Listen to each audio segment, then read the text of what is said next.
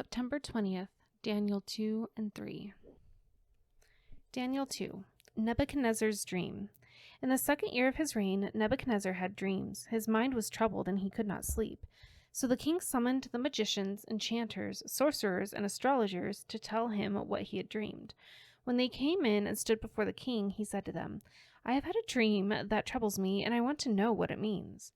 Then the astrologers answered the king, "May the king live forever. Tell your servants the dream, and we will interpret it." The king replied to the astrologers, "This is what I have firmly decided. If you do not tell me what my dream was and interpret it, I will have you cut into pieces and your houses turned into piles of rubble. But if you tell me the dream and explain it, you will receive from me gifts and rewards and great honor. So tell me the dream and interpret it for me." Once more they replied, "Let the king tell his servants the dream, and we will interpret it." Then the king answered, "I am certain that you are trying to gain time, because you realize that this is what I have firmly decided. If you do not tell me the dream, there is only one penalty for you. You have conspired to tell me misleading and wicked things, hoping the situation will change. So then tell me the dream, and I will know that you can interpret it for me." The astrologers answered for the king, "There is no one on earth who can do what the king asks. No king, however great and mighty, has ever asked such a thing of any magician or enchanter or astrologer. What the king asks is too difficult. No one can reveal it to the king except the gods, and they do not live among humans." This made the king so angry and furious that he ordered the execution of all the wise men of Babylon. So the decree was issued to put the wise men to death, and men were sent to look for Daniel and his friends to put them to death.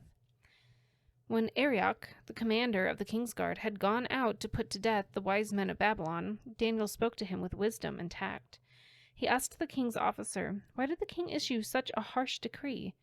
Arioch then explained the matter to Daniel. At this, Daniel went in to the king and asked for time so that he might interpret the dream for him. Then Daniel returned to his house and explained the matter to his friends Hananiah, Mishael, and Azariah.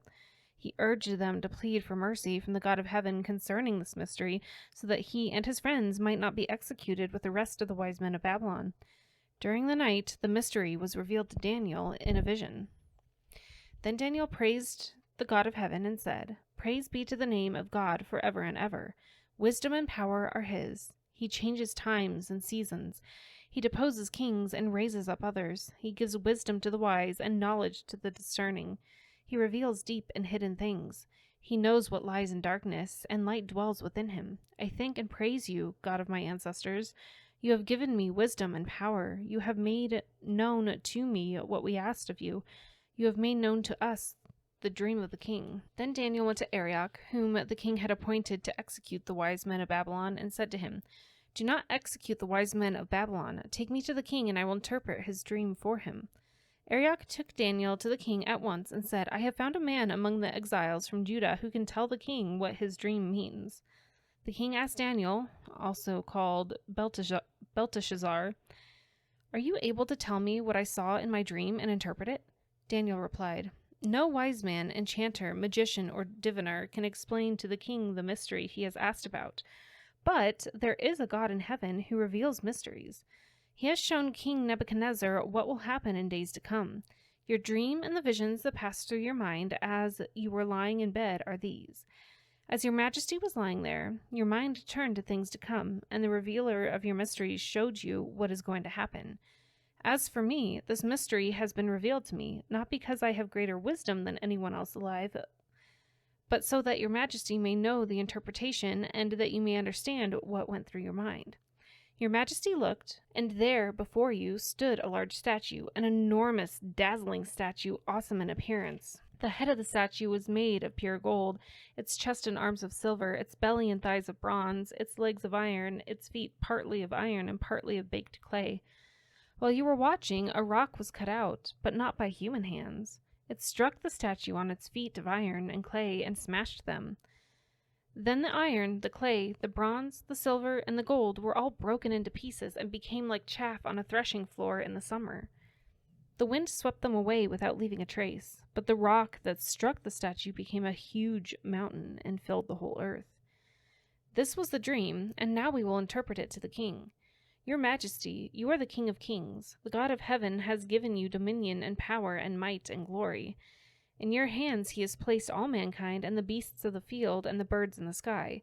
Wherever they live, he has made you ruler over them all. You are that head of gold.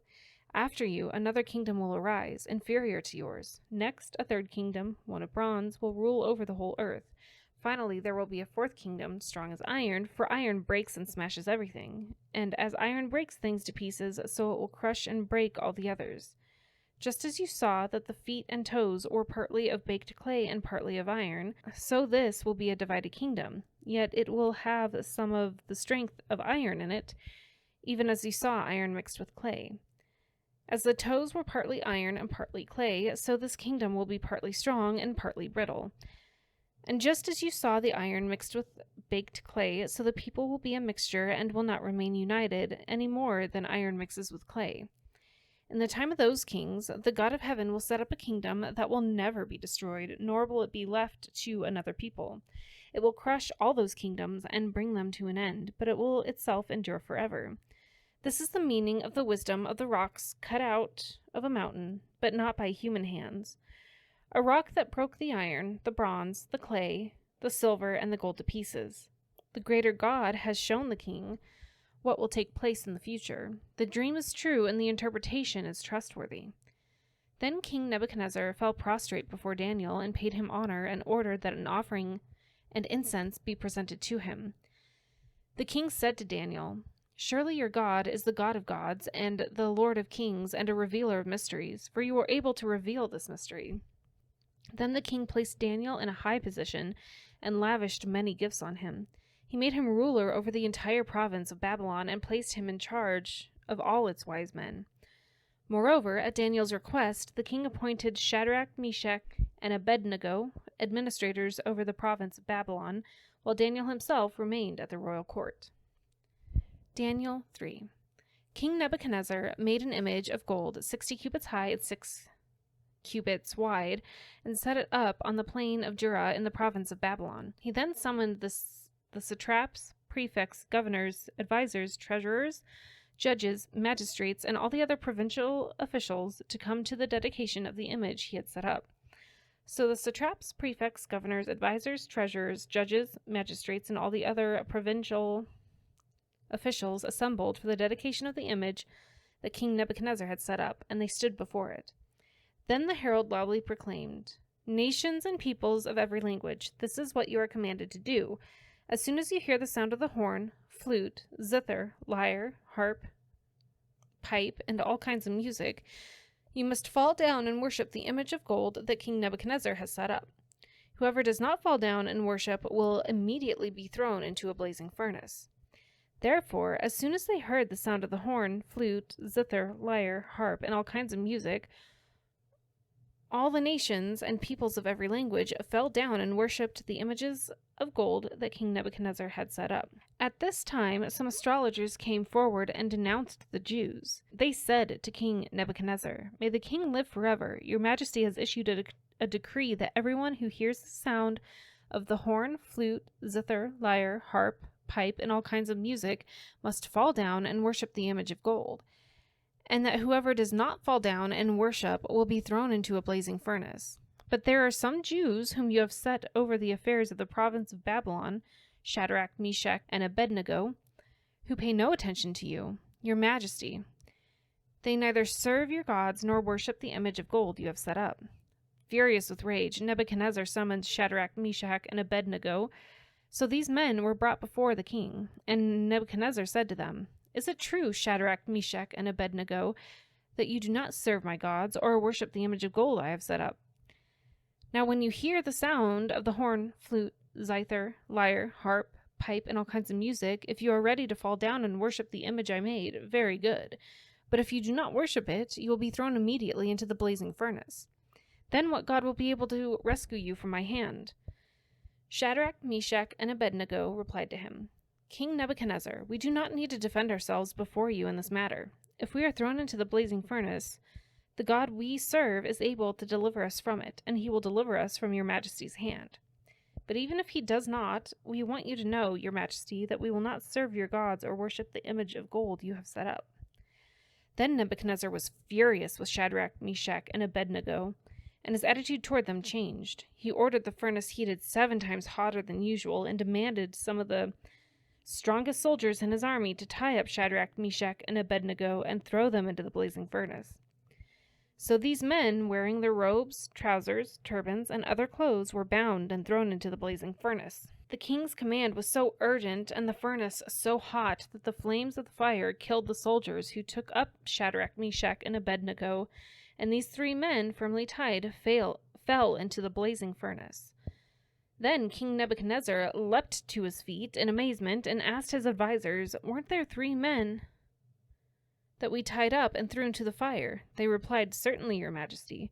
He said, "Look, I see 4 men walking around in the fire, unbound and unharmed, and the 4th looks like a son of the gods." Nebuchadnezzar then approached the opening of the blazing furnace and shouted, "Shadrach, Meshach, and Abednego, servants of the Most High God, come out, come here."